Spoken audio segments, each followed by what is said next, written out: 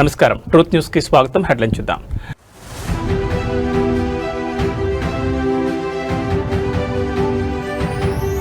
రాష్ట్రంలో భారీగా ఐఏఎస్ అధికారుల బదిలీలు, ఒకేసారి 45 మందికి స్థానచలనం.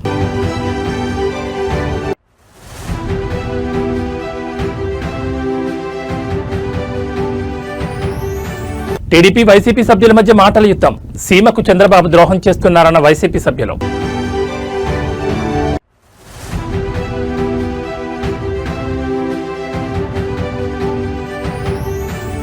మెంబర్షిప్ టు లీడర్షిప్, నేటి నుంచి జనసేన సభ్యత్వ నమోదు కార్యక్రమం.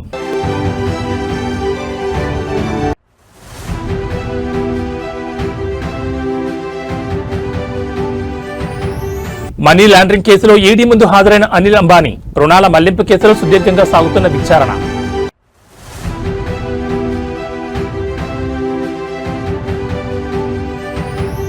టీమిండియాకు చావో రేబో, నేడే జింబాబ్వేతో కీలక సమరం. డీటెయిల్స్ చూస్తే తెలంగాణలో భారీగా ఐఏఎస్ బదిలీలు చోటు చేసుకున్నాయి. ఈ మేరకు రాష్ట్ర ప్రభుత్వం తాజాగా ఉత్తర్వులు జారీ చేసింది. ఏకంగా 45 మంది ఐఏఎస్లను బదిలీ చేసింది ప్రభుత్వం. పంచాయతీరాజ్ శాఖ స్పెషల్ సీఎస్ గా సంజయ్ కుమార్, ఎస్పీడీసీఎల్ సీఎండీగా జితేష్ వి పాటిల్, కొత్త డిస్కమ్ సీఎండీగా ముషారఫ్ ఫారూఖీ, ఇరిగేషన్ శాఖ ప్రిన్సిపల్ సెక్రటరీగా ఈ శ్రీధర్, ఐటీఎన్సీ శాఖ ప్రిన్సిపల్ సెక్రటరీగా ఎన్ శ్రీధర్, ఫైనాన్స్ శాఖ సెక్రటరీగా గౌరవ్ ఉప్పల్ నియమించింది. అలాగే డిజాస్టర్ మేనేజ్మెంట్ స్పెషల్ చీఫ్ సెక్రటరీగా ఎం తానకిషోర్, జనరల్ అడ్మినిస్ట్రేషన్ శాఖ ప్రిన్సిపల్ సెక్రటరీగా రాహుల్ బొజ్జా, మహబూబ్ నగర్ కలెక్టర్గా బి విజయేంద్ర, కరీంనగర్ కలెక్టర్గా చిత్రా మిశ్రా, హన్మకొండ కలెక్టర్గా చాహత్ బాజ్పై, భద్రాద్రి కొత్తగూడెం కలెక్టర్గా అంకిత్, యాదాద్రి కలెక్టర్గా అనురాగ్ జయంతి, జనగాం కలెక్టర్గా సందీప్ కుమార్ చూడాను నియమిస్తూ ఉత్తర్వులు ఇచ్చింది. ఫైనాన్స్ శాఖ స్పెషల్ సెక్రటరీగా సిక్తా పట్నాయక్, ట్రైబల్ వెల్ఫేర్ డైరెక్టర్గా బిఎం సంతోష్, లేబర్ స్పెషల్ కమిషనర్గా పమేలా సత్పతి, కోఆపరేటివ్ కమిషనర్గా పిఎస్ రాహుల్ రాజ్, జోగులాంబ గద్వాల జిల్లా కలెక్టర్గా రిజ్వాన్ బాషా షేక్, మహబూబాబాద్ జిల్లా కలెక్టర్గా స్నేహ సబ్రీష్, రాజన్న సిరిసిల్ల జిల్లా కలెక్టర్గా గరీమా అగర్వాల్, వికారాబాద్ జిల్లా కలెక్టర్గా దీపక్ తివారీ, అదనపు కలెక్టర్గా ఉమాశంకర్ ప్రసాద్, మెదక్ జిల్లా కలెక్టర్గా ప్రతిమా సింగ్, మేడ్చల్ జిల్లా అదనపు కలెక్టర్గా ఫైజాన్ అహ్మద్ కు బాధ్యతలు అప్పచెప్పింది.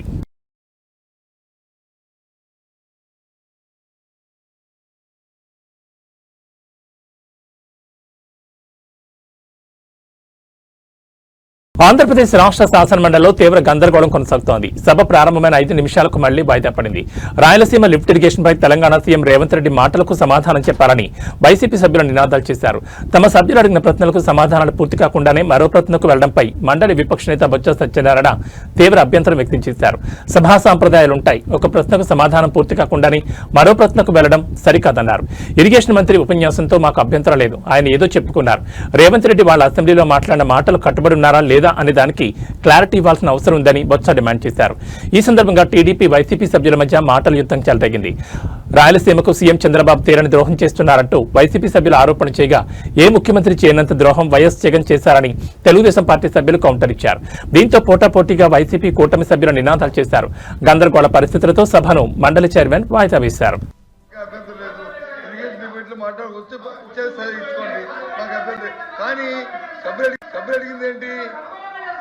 ఏదైతే రేవంత్ రెడ్డి గారు శాసనసభలో చెప్పారో దానికి కట్టుబడి ఉన్నారో లేదా, లేదు దాన్ని వ్యతిరేకిస్తామని చెప్తారా?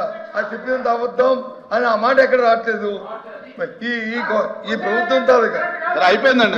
వాయిస్ రావట్లేదు, వాయిస్ రావట్లేదండి. ఏం చేద్దాం మీరు? ఏం వాయిస్ రావట్లేదు. రేవంత్ రెడ్డి గారు తెలంగాణ ముఖ్యమంత్రి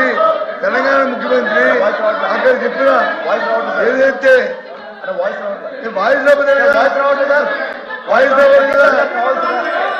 ఏంటిది, తెలంగాణ ముఖ్యమంత్రి గౌరవనీయులు రేవంత్ రెడ్డి గారు తెలంగాణ చెప్తేనే అది వాస్తవం చెప్పనండి. రెండోది ఇరిగేషన్ మినిస్టర్ గారు అన్ని చెప్పారు. సార్ కూర్చోండి, అలేపి గారు కూర్చోండి. సార్ సెకండ్ క్వశ్చన్కి వచ్చేసాం.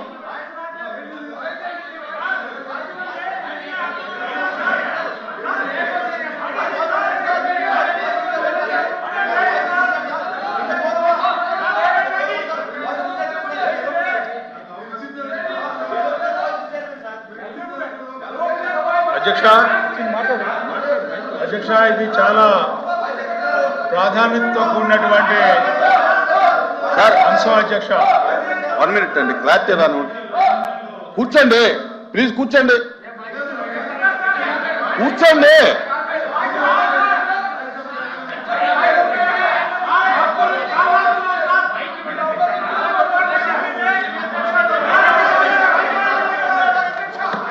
ప్లీజ్ ప్లీజ్ కూర్చోండి.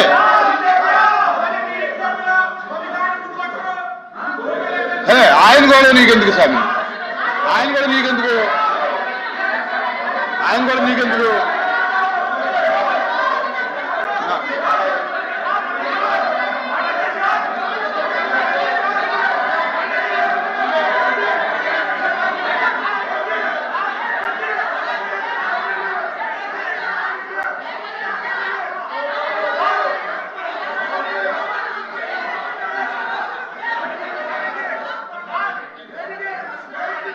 The house is adjourned for 10 minutes. House is... నేటి నుంచి జనసేన 3వ విడత క్రియాశీలక సభ్యత్వ నమోదు కార్యక్రమం ప్రారంభం కానుంది. మెంబర్షిప్ టు లీడర్షిప్ నినాదంతో సభ్యత్వ డ్రైవ్ శ్రీకారం చుట్టారు. గత 5 రోజులుగా పిఠాపురంలో విజయవంతంగా కొనసాగుతున్న సభ్యత్వ నమోదు కార్యక్రమం కొనసాగుతోంది. నేటి నుంచి 5 రాష్ట్రాల్లో సభ్యత్వ నమోదు కార్యక్రమాల విస్తరణ చేయనున్నారు. ఆంధ్రప్రదేశ్, తెలంగాణ, మహారాష్ట్ర, తమిళనాడు, కర్ణాటక రాష్ట్రాలను జనసేన టార్గెట్ చేసింది. అయితే పార్టీ ఆవిర్భావ దినోత్సవం లక్ష్యంగా పెట్టుకుని జనసేన సభ్యత్వ డ్రైవ్ నిర్వహిస్తోంది. క్రియాశీలక సభ్యత్వ రుసుము 500 నుంచి 400కు తగ్గించింది. సభ్యత్వ రుసుమును కార్యకర్తల సంక్షేమం, ఇన్సూరెన్స్ కోసం వినియోగించేలా ప్లాన్ చేస్తోంది. సభ్యులకు 5 లక్షల ప్రమాద బీమా సదుపాయం కల్పిస్తోంది. శాశ్వత వైకల్యం కలిగితే 2 లక్షల బీమా, ప్రమాదానికి గురైతే 50,000 బీమా సాయం అందించేలా జనసేన ముందుకు సాగుతోంది. సభ్యత్వాన్ని 3 వర్గాలుగా జనసేన పార్టీ విభజించింది. ఉద్యమి, సాధక్, ప్రదాతగా సభ్యుల వర్గీకరణ చేసింది. పార్టీ సిద్ధాంతాల ప్రచారం, సంస్థాగత బలోపేతమే లక్ష్యంగా ముందుకు కొనసాగుతోంది. ఇప్పటికే 2 విడతల్లో 13 లక్షలకు పైగా సభ్యత్వాలు నమోదు చేసింది. పార్టీ బలోపేతంపై అధినేత పవన్ కళ్యాణ్ ప్రత్యేక దృష్టి పెట్టారు.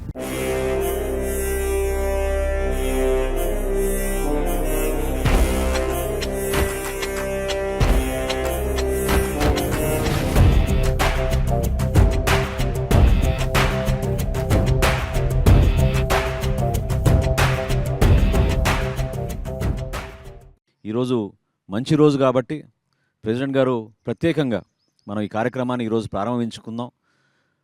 మనం అందరం కూడా మన భగవంతుడిని మనం ప్రార్థించుకుంటూ ఆ బ్లెస్సింగ్స్ తోటి ముందుకెళ్లే విధంగా ఈ రోజున ప్రత్యేకంగా మహాశివరాత్రి రోజున ప్రెసిడెంట్ గారు మొట్టమొదటి సభ్యత్వం ఆయనే తీసుకుని 26వ తారీఖు నుంచి మనం రాష్ట్ర వ్యాప్తంగా ఈ కార్యక్రమాన్ని తీసుకెళ్దామని ఖరారు చేశారు. పిఠాపురంలో అందరికన్నా ముందు ప్రారంభిద్దాం, ఒక వారం ముందు. ఎందుకంటే పిఠాపురంలో ఒక కాన్సెప్ట్లో ప్రెసిడెంట్ గారు మన క్యాడర్ని, నాయకత్వాన్ని ముందు నడిపించాలి, వాళ్ళకి ఒక బాధ్యత అర్థం అవ్వాలనే ఉద్దేశంతో అక్కడ కొంచెం కసరత్తు చేయడం జరిగింది. సో అందులో భాగంగా ముందుగా పిఠాపురంలో ఒక వారం రోజుల ముందు మొదలుపెట్టి 26వ తారీఖు నుంచి రాష్ట్ర వ్యాప్తంగా మనం దీన్ని ముందు తీసుకెళ్తాం. మెంబర్షిప్కి మొదటి మెంబర్షిప్ నేను తీసుకుంటాను. సో దానికి మా వాళ్ళు పుస్తకాలు లైబ్రరీలు ఇచ్చేస్తాను. నేను కనీసం 2 కోట్లతో జనసేన మెంబర్షిప్ తీసుకుంటాను. మనం 4 విడతలు చేసాం ఇప్పటివరకు. ప్రతి విడతలో కూడా కనీసం ₹1 కోటి ఇచ్చారు ప్రెసిడెంట్ గారు. సో ఈ రోజున 2 కోట్లు మన సభ్యత్వానికి జనసేన పార్టీ కోసం. అది గొప్ప కార్యక్రమం. నాకేమనిపిస్తుంది, ఇది మన ఇల్లు, మన కుటుంబం. మన కుటుంబంకి నడిపేవాడు వాడు ఇవ్వకపోతే ఎట్లా అనుకుంటాం. ఒక లేనప్పుడు పర్లేదు, పనిచేద్దాం. సినిమాలు ఉన్నాయి, సంపాదిస్తున్నాం కదా.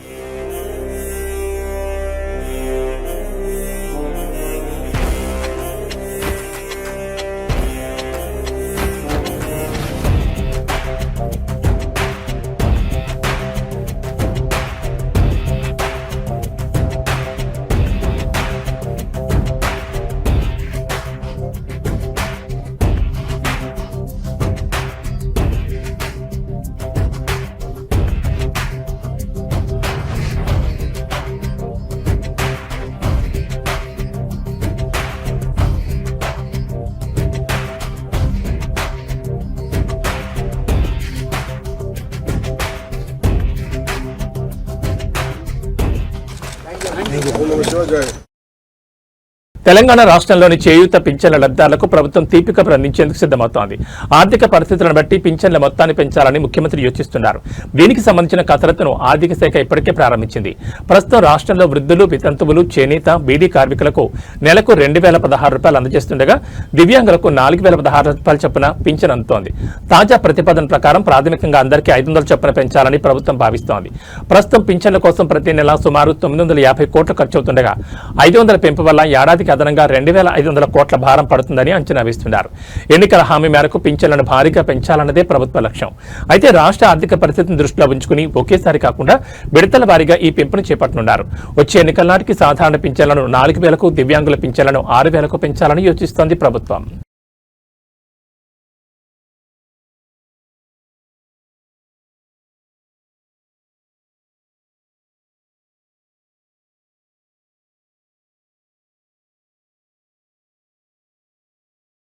Andhra Pradesh assembly deputy speaker Raghurama Krishna Raju ప్రమాదవశాత్తు గాయపడడం రాజకీయ వర్గాల్లో చర్చనీయాంశమైంది. అమరావతిలో ఎమ్మెల్యేలు, ఎమ్మెల్సీల కోసం ప్రత్యేకంగా నిర్వహిస్తున్న క్రీడా పోటీలో భాగంగా క్రికెట్ మ్యాచ్ జరుగుతుండగా ఈ ఘటన చోటు చేసుకుంది. ఎప్పుడు తన వాక్చాతుర్యంతో రాజకీయాల్లో చురుగ్గా ఉండే రఘురామ మైదానంలో కూడా అంతే ఉత్సాహంగా ఆడుతూ అందరినీ అలరించారు. అయితే అనూహ్యంగా జరిగిన ఈ ప్రమాదం ఆయన అభిమానులను ఆందోళనకు గురిచేసింది. ఈ ఘటనకు సంబంధించిన వివరాలకు వెళ్తే బ్యాటింగ్ చేస్తున్న సమయంలో రనౌట్ నుంచి తప్పించుకునేందుకు రఘురామకృష్ణరాజు అత్యంత వేగంగా పరిగెత్తారు. క్రీజుకు చేరువవుతున్న క్రమంలో ఒక్కసారిగా బ్యాలెన్స్ కోల్పోయి బోర్లా పడిపోయారు. ఈ క్రమంలో ఆయన భుజం, మణికట్టు మరియు బొటన వేలికి బలమైన గాయాలయ్యాయి. వెంటనే అక్కడే ఉన్న వైద్య బృందం ఆయనకు ప్రాథమిక చికిత్స అందించింది. క్రీడా స్ఫూర్తిని చాటుతూ పరుగు కోసం ఆయన చేసిన ప్రయత్నం చూసి తోటి ప్రజాప్రతినిధులు ఆశ్చర్యపోయారు. ప్రస్తుతం ఆయన ఆరోగ్యం నిలకడగానే ఉన్నప్పటికీ ఎముకలకు సంబంధించిన గాయాలు కావడంతో మెరుగైన వైద్య పరీక్షల నిమిత్తం ఆయన హైదరాబాద్కు వెళ్లనున్నారు. అక్కడ స్పెషలిస్ట్ డాక్టర్ల పర్యవేక్షణలో చికిత్స తీసుకోనున్నారు. అసెంబ్లీ బడ్జెట్ సమావేశాల నేపథ్యంలో ప్రజాప్రతినిధులందరూ ఉత్సాహంగా పాల్గొంటున్న ఈ క్రీడల్లో ఎలాంటి ప్రమాదం జరగడం దురదృష్టకరం. ఆయన త్వరగా కోలుకోవాలని ముఖ్యమంత్రి చంద్రబాబు నాయుడు, ఉప ముఖ్యమంత్రి పవన్ కళ్యాణ్ సహా పలువురు నేతలు ఆకాంక్షించారు. కాదు, అచ్చెన్నాయుడు అన్న గారు బిఫోర్ స్పోర్ట్స్ మినిస్టర్, మీరు బిఫోర్ స్పోర్ట్స్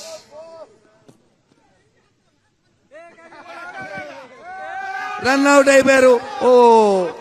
పుట్టపర్తి పోలీస్ శాఖలో అవినీతి సెగలు రేగుతున్నాయి. రక్షక భటులే భక్షకులుగా మారుతున్నారా అనే అనుమానాలు బలపడుతున్నాయి.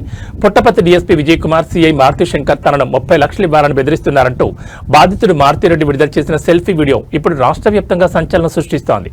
తనపై పదే పదే అక్రమ కేసులు బనాయిస్తూ మానసిక వేదన గురిచేస్తున్నారని బాధితుడు ఆ వీడియోలో కన్నీటి పర్యంతమయ్యాడు. రక్షణ కల్పించాల్సిన ఉన్నతాధికారులే లక్షల్లో వసూళ్లకు దిగడంపై సర్వత్రా విమర్శలు వ్యక్తమవుతున్నాయి. ఈ అవినీతి వ్యవహారంపై ఉన్నతాధికారులు స్పందించి సమగ్ర విచారణ జరిపించాలని బాధితుడు కోరుతున్నాడు. అసలు పుట్టపర్తి పోలీస్ స్టేషన్లో ఏం జరుగుతోంది? చట్టాన్ని కాపాడాల్సిన వారే ఇలా వసూళ్ల దందా నడిపిస్తున్నారా అనే ప్రశ్నలు వినిపిస్తున్నాయి. మీడియా మిత్రులకి ముఖ్యంగా నమస్కారం. తర్వాత పుట్టపర్తి ప్రజానీకానికి నమస్కారం. పుట్టపర్తి నియోజకవర్గంలో డిఎస్పీ గారు అయినటువంటి విజయ్ కుమార్ గారు, తర్వాత సిఐ కొత్త Cheruvu upgrade police station Maruthi Shankar CI గారు ఇద్దరు కలిసి నన్ను, నా కుటుంబాన్ని, తర్వాత నా మిత్రులు కొంతమందిని, వారి కుటుంబాల్ని అక్రమంగా నిర్బంధించి వేధిస్తూ అక్రమ కేసులు పెడుతూ విపరీతంగా టార్చర్ గురి చేస్తూ ఈ గత 20-30 రోజుల నుంచి ఇదే తంతుగా విపరీతంగా వేధిస్తూ మానసిక ఒత్తిడికి గురి చేస్తూ ఇబ్బంది పెడుతున్నారు.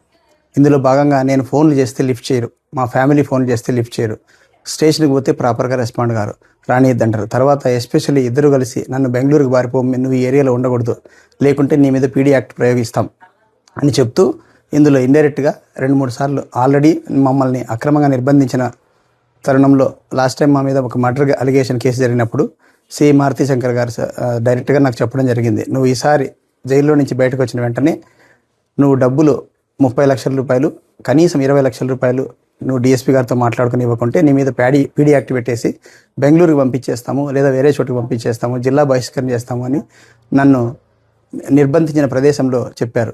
అఫీషియల్గా పోలీస్ స్టేషన్లో ఎంక్వైరీ చేయాల్సిన బాధ్యత వాళ్ళకి లేకుండా ఒక అన్అఫిషియల్గా ఎక్కడో ఒక గోడౌన్లో కళ్ళకు గంతలు కట్టి తీసుకెళ్లి మమ్మల్ని ఎంక్వైరీ చేశారు.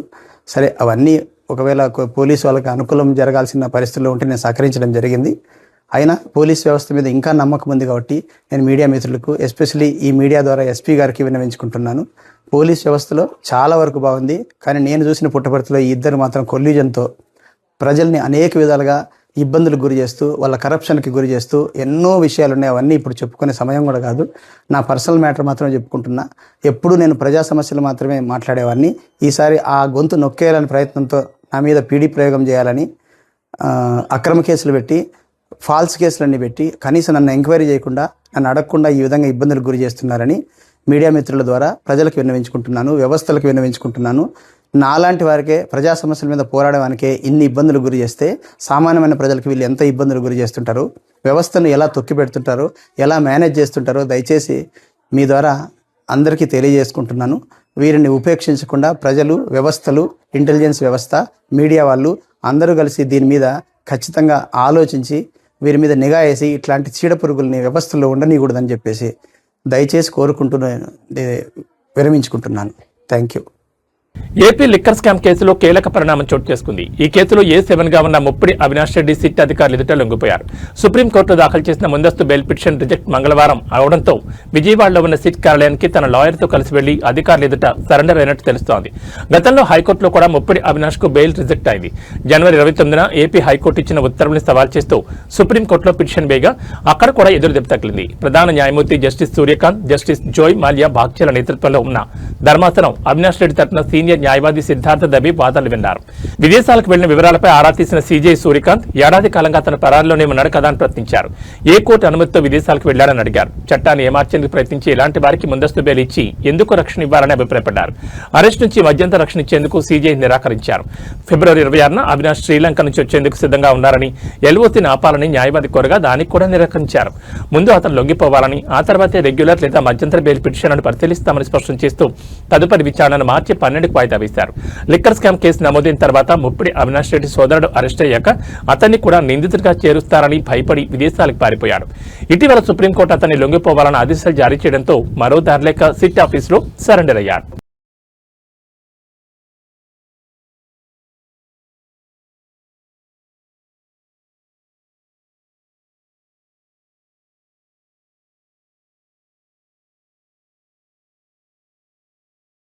Reliance group of chairman Anil అంబానీకి కష్టాలు ముదురుతున్నాయి. మనీ లాండరింగ్, బ్యాంక్ లోన్ల మోసం కేసులో గురువారం ఆయన ఢిల్లీలోని ఎన్ఫోర్స్మెంట్ డైరెక్టరేట్ కార్యాలయంలో విచారణకు హాజరయ్యారు. సరిగ్గా ఒక్కరోజు ముందే ముంబైలోని ఆయన విలాసవంతమైన నివాసం అబోర్డ్ను ఈడీ జప్తు చేయడం గమనార్హం. ముంబైలోని పాలీహిల్ ప్రాంతంలో ఉన్న 17 అంతస్తుల ఈ భవనం విలువ సుమారు 3,716 కోట్లుంటుందని అంచనా. రిలయన్స్ కమ్యూనికేషన్ సంస్థకు సంబంధించిన బ్యాంకు రుణాల మళ్లింపు, నిధుల దుర్వినియోగం ఆరోపణలపై 60 ఏళ్ల అనిల్ అంబానీని అధికారులు రెండో విడత విచారించారు. ఒకప్పుడు ప్రపంచ కుబేర్లలో ఒకరిగా ఉన్న అనిల్ అంబానీ గత 2 దశాబ్దాలుగా తన వ్యాపార సామ్రాజ్యంలో వరుస నష్టాలు ఎదుర్కొంటున్నారు. విద్యుత్ నుంచి రక్షణ రంగం వరకు విస్తరించిన ఆయన వ్యాపారాలు ప్రస్తుతం దర్యాప్తు సంస్థల నిఘాలో ఉన్నాయి. తాజాగా ఈడీ జరిపిన ఈ ఆస్తుల అటాచ్మెంట్ మరియు సుదీర్ఘ విచారణ పారిశ్రామిక వర్గాల్లో చర్చనీయాంశంగా మారింది. ముఖేష్ అంబానీ తమ్ముడుగా అందరికీ తెలిసిన అనిల్ ఇప్పుడు తన ఉనికిని కాపాడుకునేందుకు న్యాయపరమైన పోరాటం చేస్తున్నారు. ఈ కేసులో తదుపరి చర్యలు ఎలా ఉంటాయనేది ఇప్పుడు ఉత్కంఠగా మారింది.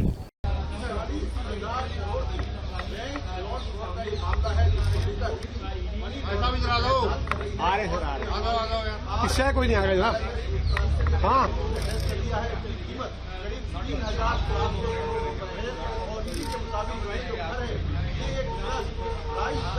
को ट्रांसफर किया गया था और ये इसलिए किया गया था ताकि जो घर के ऊपर लॉन है वो लॉन लेकिन इसी ने बड़ी कार्रवाई करते हुए वाली हिल्स में उनका घर है उसको भी अटैच कर दिया।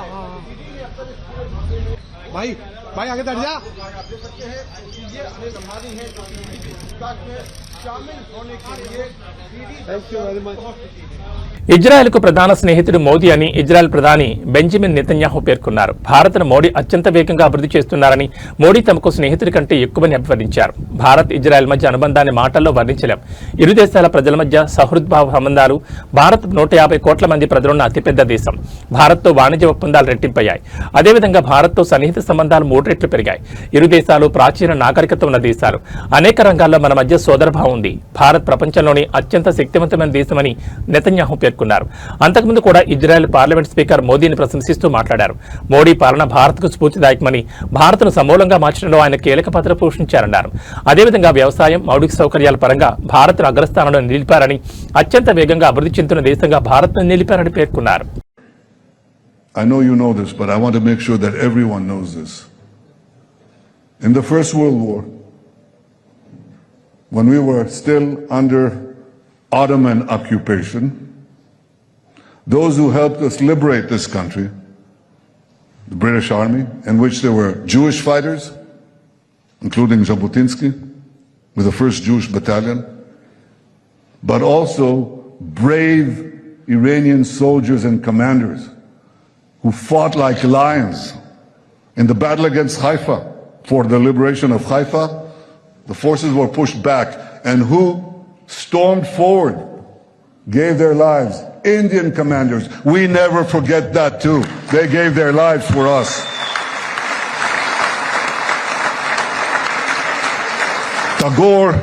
Tagore spoke so positively about our national movement, and his writings were translated into Hebrew.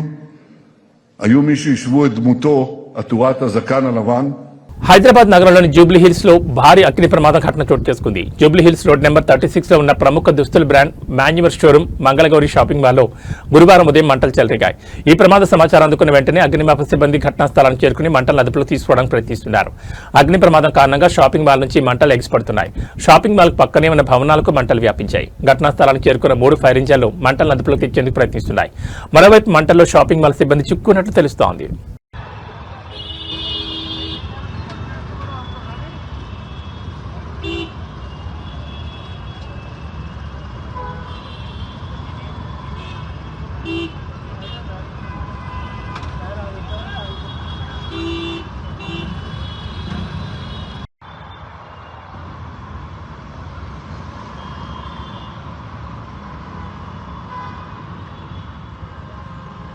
Chhattisgarh Bijapur జిల్లా ఇంద్రావతి ప్రాంతంలో బలగాలకు మావోయిస్టులకు జరిగిన ఎదురు కాల్పులో 2 మావోయిస్టులు మృతి చెందారు. ఘటనా స్థలం నుంచి మృతదేహాలతో పాటు భారీగా ఆయుధాలు స్వాధీనం చేసుకున్నట్లు అధికారులు తెలిపారు.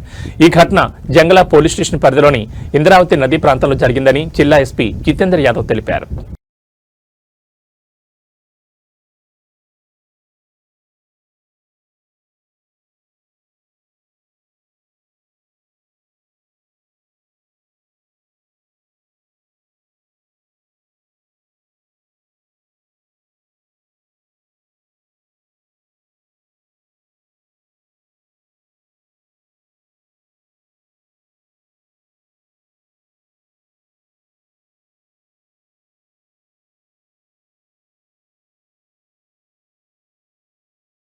T20 ప్రపంచ కప్ 2026 సూపర్ 8 లో భాగంగా నేడు భారత్ జింబాబ్వే మధ్య మ్యాచ్ జరగనుంది. చెన్నైలోని చెపాక్ మైదానంలో మ్యాచ్ ఈ రోజు రాత్రి 7 గంటల నుంచి ఆరంభం కానుంది. ఈ మ్యాచ్ టీమిండియాకు చావో రేవో లాంటిది. దక్షిణాఫ్రికా ఓడిపోవడంతో నెట్ రన్ రేట్లో బాగా వెనుకబడ్డ భారత్ గట్టిగా కొడితేనే గట్టెక్కుతుంది. ఒకవేళ జింబాబ్వేపై నేడు ఓడితే సూర్యసేన ఇంటికి వచ్చేయాల్సింది. ఈ నేపథ్యంలో సెమీ సంస్థలు సజీవంగా ఉండాలంటే జింబాబ్వేపై గెలవడం కాదు, భారీ తేడాతో గెలవాలి. చావో రేవో తేల్చుకోవాల్సిన మ్యాచ్లో డిపెండింగ్ ఛాంపియన్ భారత్ ఎలా ఆడుతుందో చూడాలి. జింబాబ్వే మ్యాచ్ నేపథ్యంలో భారత్ ఫ్లయింగ్ 11పై అందరిలో ఆసక్తి నెలకొంది. ప్రస్తుత టీమిండియా పరిస్థితికి ప్రధాన కారణం బ్యాటింగే అనడంలో ఎలాంటి సందేహం లేదు. టాప్ ఆర్డర్లో అభిషేక్ శర్మ వైఫల్యం కలవరపెడుతోంది. టోర్నీలో ఇప్పటివరకు ఆడిన 4 మ్యాచ్ల్లో 15 పరుగులు చేయగా 3 డకౌట్లయ్యాడు. ఇప్పటికైనా అభిషేక్ పుంజుకోవడం జట్టుకు కీలకం. అయితే ప్రస్తుత పరిస్థితుల్లో అతను సహజ స్థాయిలో ఆడతాడా లేదా అన్నది ఆసక్తికరం. మరో ఓపెనర్ ఇషాన్ కిషన్ గత 2 మ్యాచ్ల్లో తేలిపోయాడు. సంజు శాంసన్ ఓపెనర్ గా ఆడించి కిషన్ 3లా ఆడించాలని భారత్ చూస్తోంది. తిలక్ వర్మ స్ట్రైక్ రేట్ జట్టుకు ఇబ్బందిగా మారింది. సూర్యకుమార్ యాదవ్, హార్దిక్ పాండ్యా పెద్ద ఇన్నింగ్స్లు బాకీ ఉన్నారు.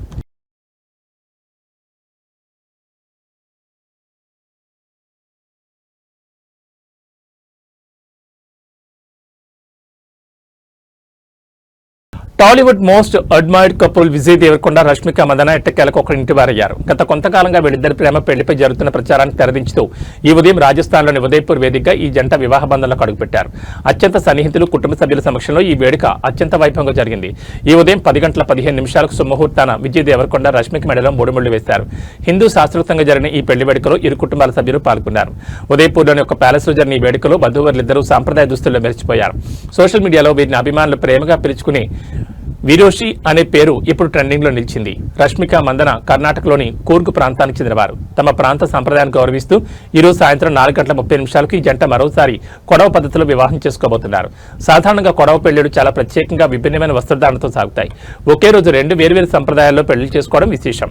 విజయ రష్మిక పెళ్లి అంగరంగ వైభవంగా జరగడంతో టాలీవుడ్ ప్రముఖులతో పాటు అభిమానులు సోషల్ మీడియా వేదికగా శుభాకాంక్షలు తెలుపుతున్నారు. గీత గోవిందం, డియర్ కామ్రేడ్ సినిమాలతో వెండితెరపై మ్యాజిక్ చేసిన ఈ జంట నిజ జీవితంలోనూ ఒక్కటవడం పట్ల ఫ్యాన్స్ ఖుషి అవుతున్నారు.